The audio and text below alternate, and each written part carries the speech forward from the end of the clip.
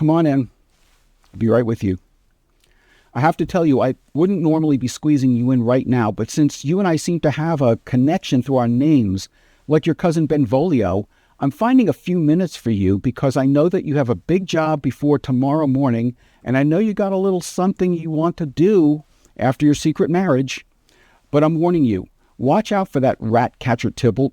He's a troublemaker, and he'll look for any excuse to provoke a fight with you or any of the Montague house. I wouldn't put it past him to start a brawl just like the ones in the past between your family and the Capulets, and your new bride wouldn't want you fighting with her kinsman either. I know you say you're going to show her how much you love her and let her know that one way or the other, your love's going to be written down in history. Well, that will require a great deal of discipline and the ability to walk away from a fight when provoked. So don't take the bait. Sure, it's easy to talk about love and romance, but just wait till Tybalt catches up with you when Capulet isn't around to hold him in check. Right now, I'm speculating that he's thinking, I'm going to put Romeo's fame right smack dab out of date. I urge you to wonder what tomorrow's going to really bring, because if you don't find a way to avoid fighting Tybalt tomorrow, I fear it's going to be heartaches and sorrow, and your love's going to be destroyed by tragedy.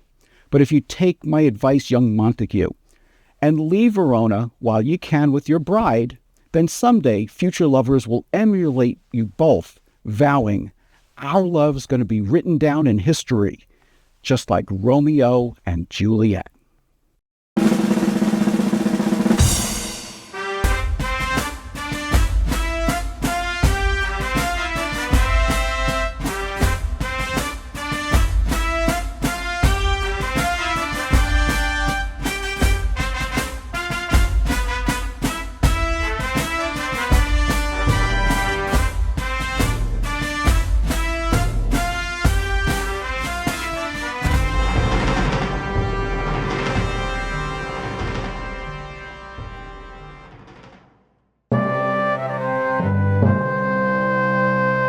In the 2002 movie, My Big Fat Greek Wedding, Nia Vardalos knows that her family loves her and wants the best for her, but they keep driving her crazy with some of their traditions. We even see that her paternal grandmother doesn't remember that the feud between the Greeks and the Turks is over and that they're friends now.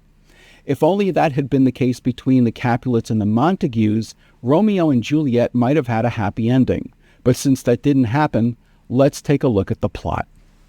The play takes place in Verona, Italy, and begins with a street brawl between the servants of the feuding Montague and Capulet families, who, like their masters, are sworn enemies.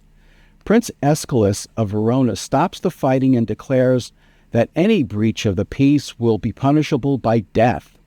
Meanwhile, Count Paris talks to Capulet about marrying his daughter Juliet.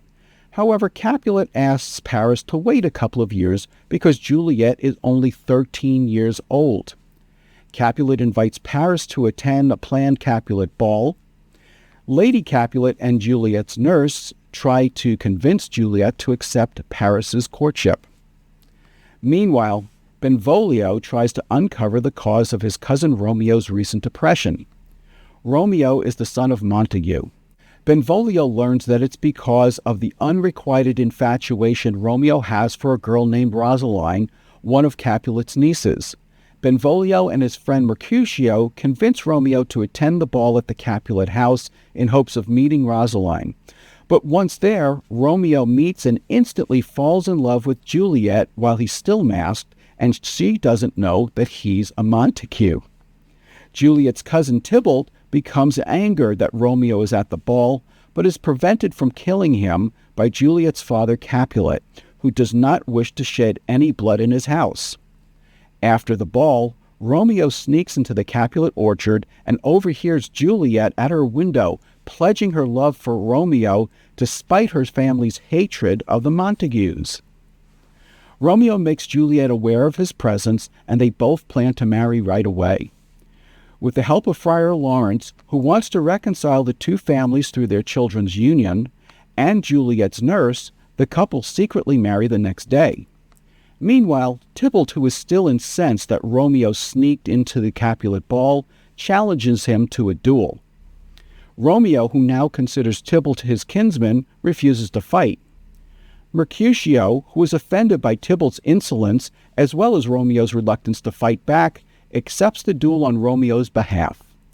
Unfortunately, Mercutio is fatally wounded when Romeo attempts to break up the fight and declares a curse upon the warring families before he dies, exclaiming, "A plague on both your houses." Riddled with grief and enraged at his friend's death, Romeo slays Tybalt.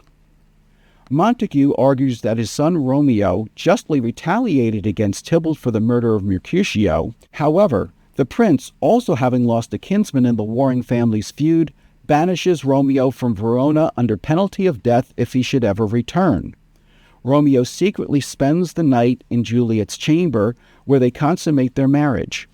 Capulet, misinterpreting Juliet's grief, arranges for her to marry the Count de Paris and threatens to disown her when she refuses to go through with it.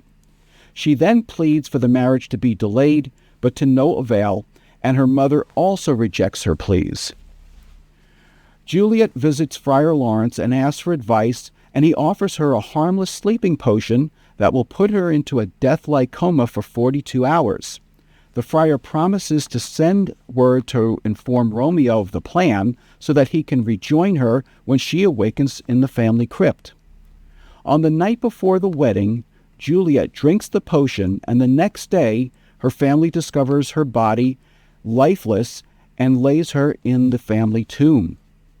Unfortunately, Friar Lawrence's message does not reach Romeo due to a plague that prevents the communication. Instead, Romeo is misinformed by his servant Balthazar and believes that Juliet is indeed dead. Heartbroken, Romeo buys poison from an apothecary and goes to the Capulet crypt. While there, he encounters Paris, who comes to mourn Juliet privately. Believing Romeo to be a vandal, Paris confronts him, and in the ensuing battle, Romeo kills the Count de Paris. Still believing Juliet is dead, Romeo drinks the poison and dies. Immediately after, Juliet awakens and, seeing that Romeo is indeed dead, stabs herself with his dagger and joins him in death. The feuding families and the prince meet at the tomb and find Paris, Romeo, and Juliet all dead. Friar Lawrence recounts the story of the star-crossed lovers, fulfilling the curse that Mercutio swore. The families agreed to reconcile their differences and build a monument in memory of their deceased children. The play ends with the prince's elegy for the lovers saying, "For never was a story of more woe than this of Juliet and her Romeo." When we return, we'll look at some of the remarkable characters in Romeo and Juliet. All right, let's take a look at some of the major characters in this play. Romeo is the son of Montague, whose family has been feuding with the Capulet family for years. He starts off infatuated with Rosalind, but it's love at first sight when he encounters Juliet, the daughter of his family's enemy. Juliet is only a few weeks younger than her 14th birthday when the play begins. She loves Romeo, despite the fact that his family is the sworn enemy of her family. Juliet's nurse is her loving confidant and go-between. Both Romeo and Juliet confide in Friar Lawrence, whose hope is to create a peace between their warring families. Tybalt is Juliet's cousin and a local hothead. He loves to fight and rarely ever needs a reason to use his sword.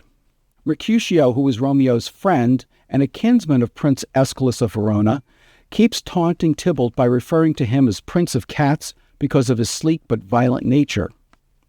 Benvolio is Romeo's cousin, who, unlike Mercutio, doesn't provoke fights, but rather tries to keep the peace. And finally, Count Paris is also a kinsman of Prince Aeschylus, who wants to marry Juliet and has her father's consent to do so. Coming up, we'll look at some of the plot devices and memorable scenes in Romeo and Juliet. One of Shakespeare's most common plot devices is the use of forbidden marriages. We'll see this again and again in Othello, Cymbeline, The Merry Wives of Windsor, A Midsummer Night's Dream, Titus Andronicus, The Winter's Tale, The Merchant of Venice, Troilus and Cressida, Timon of Athens, Measure for Measure, Hamlet, and Two Gentlemen of Verona.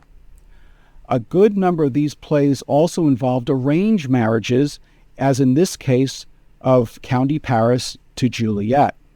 Shakespeare also uses the dead trick to get Juliet out of her marriage to the County Paris. Another common theme is a troublemaker who gets himself killed and creates consequences for the reluctant killer. In this case, it happens to Romeo when he kills Tybalt and becomes banished. This also happens in Cymbeline when Guiderius kills Cloten and is almost sentenced to death by his father, the king. Still, another one of Shakespeare's favorite plot devices is outrageous, harsh degrees.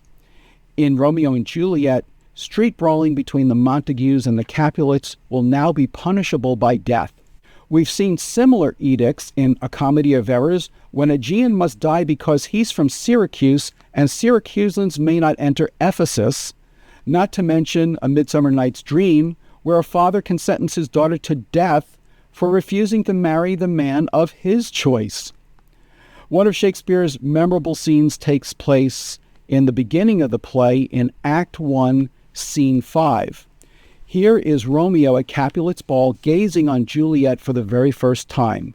He asked the serving man, "What lady's that which doth enrich the hand of yonder knight?" "I know not, sir." "Oh, she doth teach the torches to burn bright. It seems she hangs upon the cheek of night as a rich jewel in an Ethiop's ear. Beauty too rich for use, for earth too dear. So shows a snowy dove trooping with crows as yonder lady o'er her fellow shows. The measure done, I'll watch her place of stand, and touching hers make blessed my rude hand. Did my heart love till now, forswear its sight, for I ne'er saw true beauty till this night." And to follow that up, Shakespeare continues in Act 1, Scene 5, when we hear Romeo and Juliet meeting and talking together for the very first time. Not only is it love at first sight, it is instantaneous and simultaneously as intense for one another as it is for each of them. Listen to this exchange. "If I profane with my unworthiest hand this holy shrine, this gentle sin is this, my lips, two blushing pilgrims, ready stand to smooth that rough touch with a tender kiss." Juliet replies, "Good pilgrim, you do wrong your hand too much, which mannerly devotion shows in this. For saints have hands that pilgrims' hands do touch, and palm to palm is holy palmer's kiss." What she's saying is that you touch your hands palm to palm and your lips together to pray. Have not saints lips, and holy palmers too? I, pilgrim, lips that they must use in prayer. Oh, then, dear saint, let lips do what hands do. They pray, grant thou, lest faith turn to despair. Saints do not move, though grant for prayer's sake. Then move not while my prayer's effects I take. Thus from my lips, by thine, my sin is purged. This is when they kiss. And Juliet says, then have my lips the sin that they have took. Sin from my lips? Oh, trespass sweetly urged. Give me my sin again. And he kisses her again. You kiss by the book. In other words, he uses this excuse of taking back his sin as another reason to kiss Juliet once more, which he obviously doesn't mind. As far as memorable scenes go, you can't get more memorable than Act 2, Scene 1, when Romeo hears Juliet talking about him in the orchard below her bedroom window, but we'll save that for Shakespeare's most powerful lines. In the meantime, I also want you to remember that Shakespeare uses opposites as plot devices. Light, dark, day, night, sun, moon are all through this play because he's speaking in the language of love.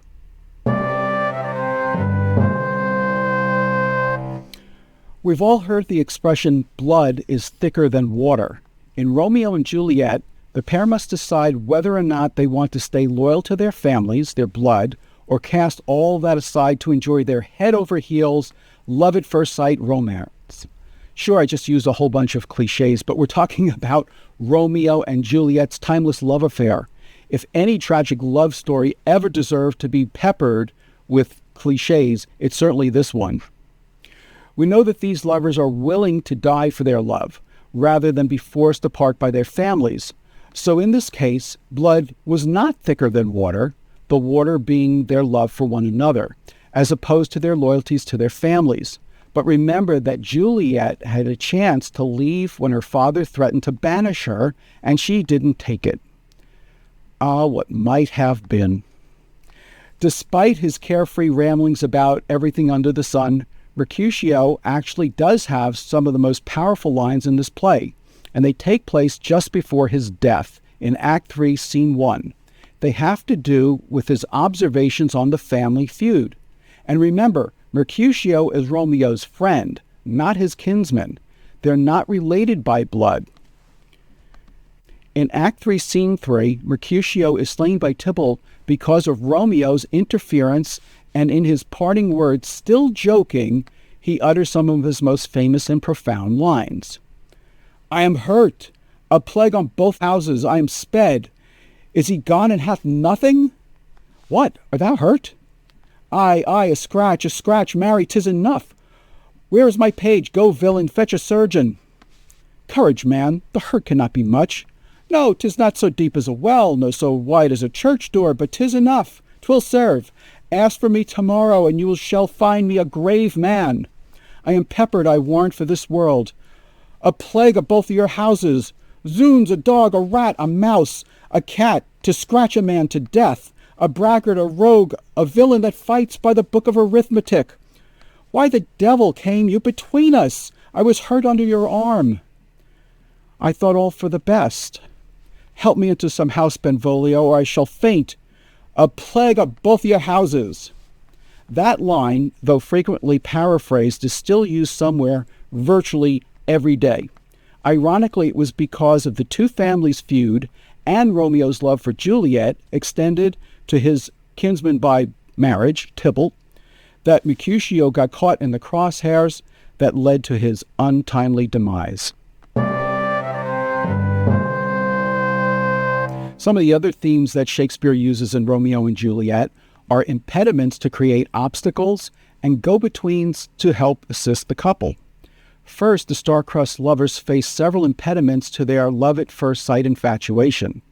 The first is the feud between the warring families, which we'll also see between nations in A Comedy of Errors and The Winter's Tale. To help out Romeo and Juliet, Shakespeare gave them Friar Lawrence, who wants to help them mend the ongoing feuding. There's also Juliet's nurse, who truly loves her and wants her to be happy, but she's a simple woman and doesn't always give the best advice. But as Shakespeare likes to do with Lucetta and Julia in Two Gentlemen of Verona, he has a servant teasing the person she serves by withholding information from Juliet and milking it for all it's worth. In Act 2, Scene 4, Juliet's nurse has come back from meeting with Romeo, and Juliet is on needles and pins waiting for an update. The nurse takes every opportunity to prolong Juliet's anticipation and teases her by dragging it out as long as she can. Listen to this exchange. Juliet: Now, good sweet nurse, O Lord, why lookest thou sad? Though news be sad, yet tell them merrily. If good, thou shamest the music of sweet news by playing it to me with so sour a face. Nurse: I am weary, give me leave a while. Fie, how my bones ache! What a jaunt have I! I would thou hadst my bones, and I thy news. Nay, come, I pray thee, speak. Good, nurse, speak. Jesu, what haste! Can you not stay a while? Do you not see that I am out of breath? How art thou out of breath when thou hast breath to say to me that thou art out of breath? The excuse that thou dost make in this delay is longer than the tale thou dost excuse. Now the nurse is milking her information and takes this opportunity to have her young lady that she serves pouring all of her attention on her, and Juliet knows this. Is thy news good or bad? Answer to that, say either, and I'll stay the circumstance. Let me be satisfied. Is it good or bad? Well, you have made a simple choice. You know not how to choose a man. Romeo? No, not he. Though his faith be better than any man's, yet his leg excels all men's, and for a hand, and a foot, and a body, though they be not to be talked on, yet they are past compare. He is not the flower of courtesy, but I'll warrant him as gentle as a lamb. Go thy ways, wench, serve God. What, have you dined at home? Juliet. No, but all this did I know before. What says he of our marriage? What of that? Lord, how my head aches. What a head have I. It beats as it would fall in 20 pieces. Oh, my back. To the other side. Ah, my back. Beshrew your heart for sending me about to catch my death with jaunting up and down. In faith, I am sorry that thou art not well. Sweet nurse, tell me, what says my love? Your love says, like an honest gentleman, and a courteous, and a kind, and a handsome, and I warrant a virtuous. Where is your mother? Where is my mother? Why, she is within. Where should she be? How oddly thou repliest. Your love says, like an honest gentleman, where is your mother? Oh, God's dear lady, are you so hot? Marry, come up, I trow. Is this the poultice for my aching bones? Henceforth do your messages yourself. He is such a coil. Come, what says Romeo? Have you got leave to go to shrift today? I have. Finally, the nurse tells Juliet the news she wants to hear. Then hie you hence to Friar Lawrence's cell. There stays you a husband to make you a wife. Now comes the wanton blood up in your cheeks. They'll be in scarlet straight at any news. Hie you to church. I must another way, to fetch a ladder by the which your love must climb a bird's nest soon when it is dark. I am the drudge and toil in your delight, but you shall bear the burden soon at night. Next we have the intended letters of correspondence that go astray, such as occurs in Love's Labour's Lost thanks to Costard. In Romeo and Juliet, Friar Lawrence fails to get his message to Romeo, and the play ends in tragedy, thus reinforcing the old adage, if you want something done right, you have to do it yourself. And of course, we can't forget banished characters. This also occurs in Richard II, Henry IV Part 2, Titus Andronicus, Coriolanus, Cymbeline, As You Like It, and Two Gentlemen of Verona. But unlike the banished characters in the other plays, Romeo doesn't come back to usurp, sack, regain power, or lead a band of forest-dwelling thieves to punish those who banished him. When we get back, we'll look at some of Shakespeare's most powerful lines in Romeo and Juliet. All right, as promised, let's take a look at Act 2, Scene 1, which contains some of the most well-known and most magnificent lines of love ever captured in any play by any author. Here is the interaction of Romeo reflecting on Juliet after having just met her and then stumbling upon her in her orchard as she's talking about him, unaware of his presence. But soft. What light through yonder window breaks? It is the east, and Juliet is the sun. Arise, fair sun, and kill the envious moon, who is already sick and pale with grief that thou, her maid, art far more fair than she. Be not her maid, since she is envious. Her vestal livery is but sick and green, and none but fools do wear it. Cast it off. It is my lady. Oh, it is my love. Oh, that she knew she were. She speaks, yet she says nothing. What of that? Her eye discourses. I will answer it. I am too bold. 'Tis not to me she speaks. Two of the fairest stars in all the heaven. having some business, do entreat her eyes to twinkle in their spheres till they return. What if her eyes were there, they in her head? The brightness of her cheek would shame those stars as daylight doth a lamp. Her eye in heaven would through the airy region steam so bright that birds would sing and think it were not night. See how she leans her cheek upon her hand. Oh, that I were a glove upon that hand, that I might touch that cheek. Ay me, she speaks. Oh, speak again, bright angel, for thou art as glorious to this night, being o'er my head, as is a winged messenger of heaven unto the white upturned wondering eyes of mortals that fall back to gaze on him, when he bestrides the lazy puffing clouds and sails upon the bosom of the air. Oh, Romeo, Romeo, wherefore art thou Romeo? By the way, wherefore does not mean where are you? It means why are you a Romeo and thus my enemy? Deny thy father and refuse thy name, or if thou wilt not, be but sworn my love, and I'll no longer be a Capulet. Shall I hear more, or shall I speak at this? 'Tis but thy name that is my enemy. Thou art thyself, though not a Montague. What's Montague? It is nor hand, nor foot, nor arm, nor face, nor any other part belonging to a man.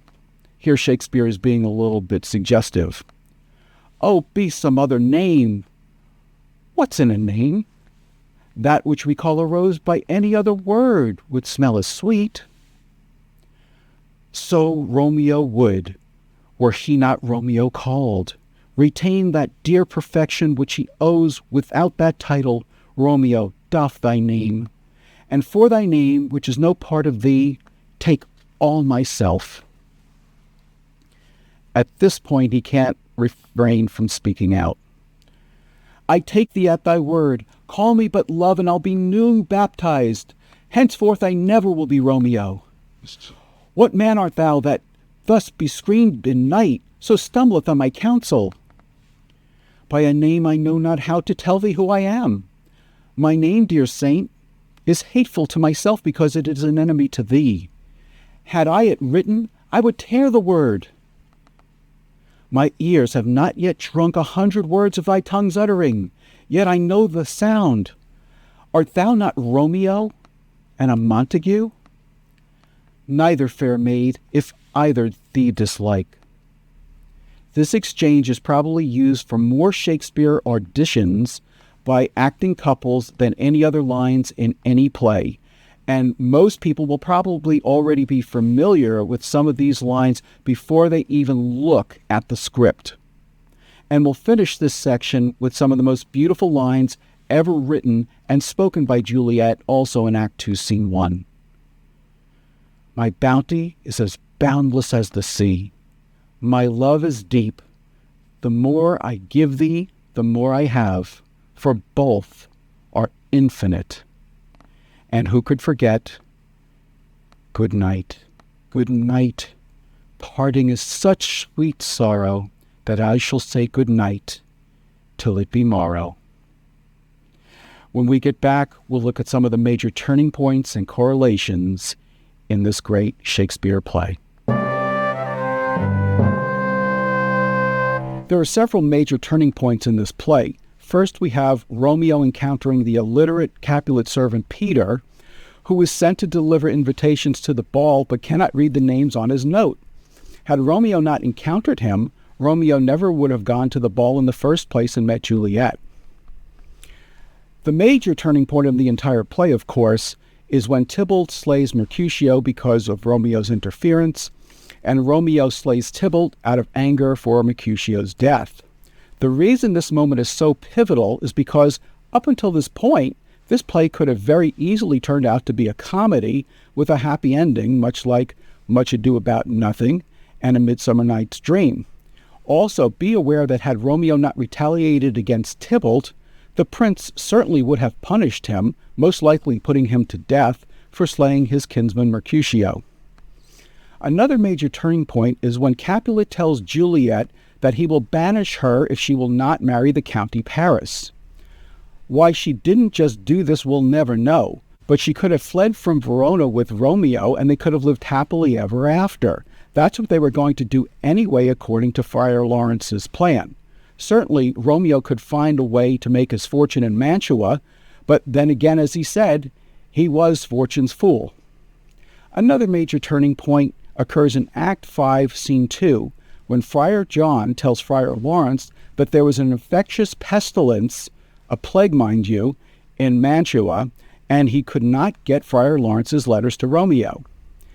Had those letters been delivered, this play would have had a happy ending.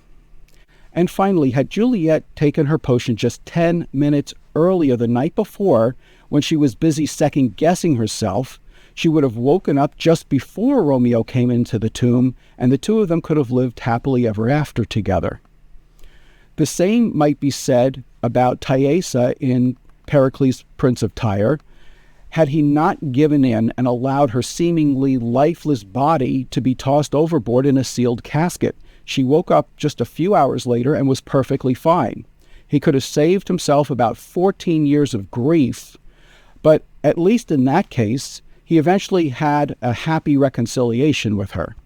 As far as additional correlations go, one could easily make the case that Mercutio bears a strong resemblance to Gratiano in The Merchant of Venice because the two of them both love to talk but rarely say anything of any significance.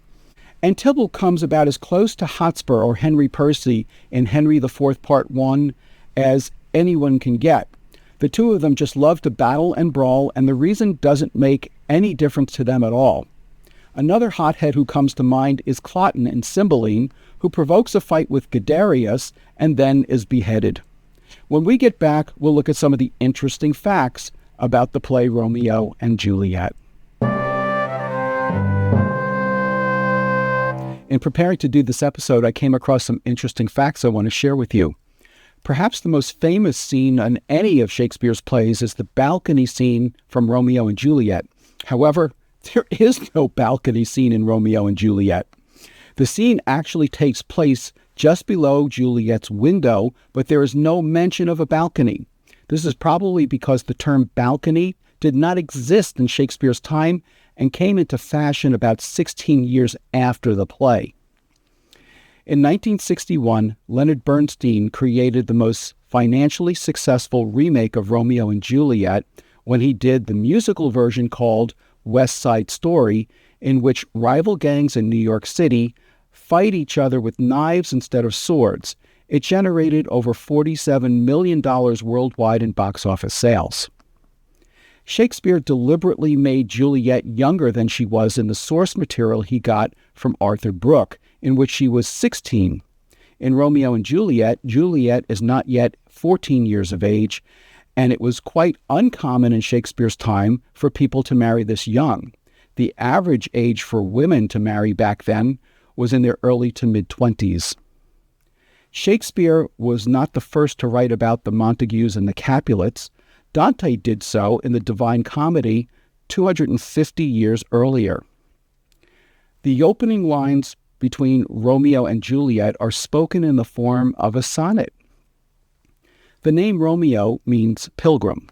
The name Benvolio means well-wisher. And the name Mercutio means mercurial or changing. Have you ever wondered why Mercutio calls Tybalt Prince of Cats?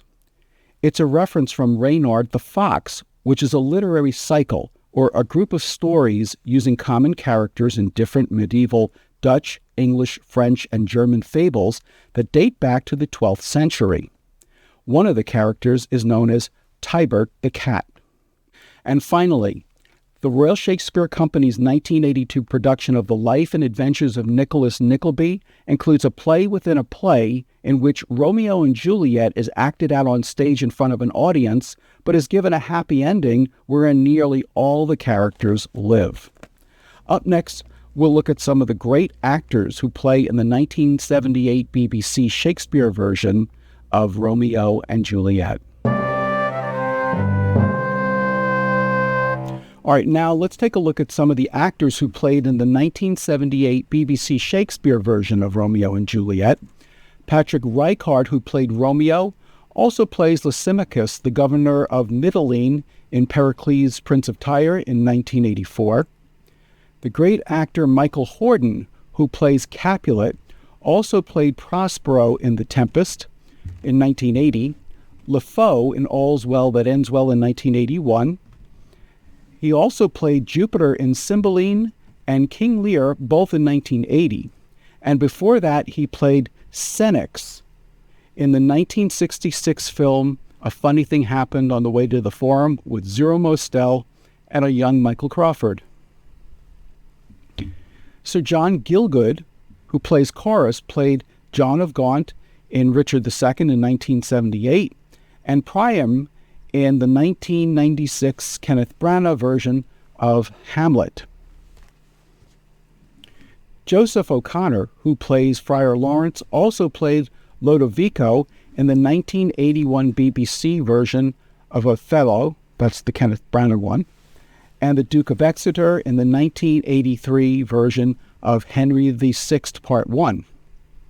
Christopher Strawley, who plays Benvolio, also played Claudio in Measure for Measure in 1979.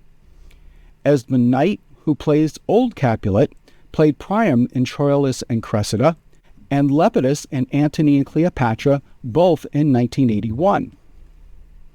Bunny Reed, who plays Abraham, also played the jailer in A Comedy of Errors in 1983. Vernon Dopcheff, who plays the apothecary, also plays Agamemnon in the 1981 version of Troilus and Cressida, and Don John in Much Ado About Nothing in 1984. John Savaden, who plays Friar John, also played the second senator in the 1995 Kenneth Branagh film Othello. And finally, Alan Rickman, who made his television debut playing Tybalt, went on to play Colonel Brandon in the 1995 film Sense and Sensibility with Emma Thompson and Kate Winslet, and played Bruce Willis's nemesis, Hans Gruber, in the 1988 blockbuster film Die Hard. Stay tuned for today's trivia challenge, which is called Bands of Brothers. All right, now it's time for today's trivia challenge called Band of Brothers. Name the play in which these brothers appear. Number 1, Antipholus of Syracuse and Antipholus of Ephesus. Number 2, Duke Senior and Duke Frederick. And number 3, Philip Falconbridge and Robert Falconbridge. When we get back, I'll have the answers for you, as well as some relevant lessons from Romeo and Juliet. Okay, now let's see how you did on today's trivia challenge called Bands of Brothers. Name the play in which these brothers appear. Number 1, Antipholus of Syracuse and Antipholus of Ephesus. Those are a pair of the twins in A Comedy of Errors. Number 2, Duke Senior and Duke Frederick. They are the two kings in As You Like It. And number 3, Philip Falconbridge and Robert Falconbridge. They are the brothers in The Life and Death of King John. Now let's look at some of the relevant lessons from Romeo and Juliet. First, falling in love doesn't mean that everything will be perfect. Expect that there will be plenty of pitfalls and obstacles to overcome. However, work together and use good decision-making and judgment to get through them all. If you focus on a solution with a total expectation of finding the answer, you always will. Number 2, be slow to anger and quick to keep the peace. As poet Max Ehrmann said in his 1927 poem, Desiderata, as much as possible without surrender, be on good terms with all persons.